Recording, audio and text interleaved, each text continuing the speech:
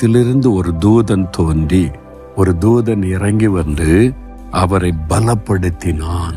இயேசுவை பலப்படுத்தினான், ஜெபத்திலே பலப்படுத்தினான் என்று பார்க்கிறோம். இன்றைக்கும் ஆண்டவர் நம்மை பலப்படுத்த முடியாத தூதர்களை வைத்திருக்கிறார். நீங்க சோர்ந்து போன நிலைமையில, தனித்து விடப்பட்ட நிலைமையில கலங்குறீங்களா? ஆண்டவர் தூதர்களை ஏராளமாக வைத்திருக்கிறார்.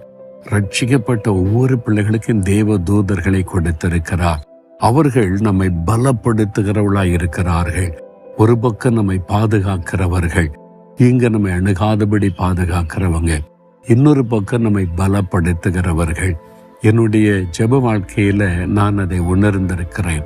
ஒரு சமயம் நான் மிகுந்த நெருக்கப்பட்டு எப்படி ஜெபிக்கன்னு கூட தெரியாத அளவுக்கு மிகுந்த ஒரு பாரம் என்னை நெருக்கிட்டு, யாராவது வந்து என் கூட சேர்ந்து ஜெபிப்பாங்களா, எனக்காக ஜெபிப்பாங்க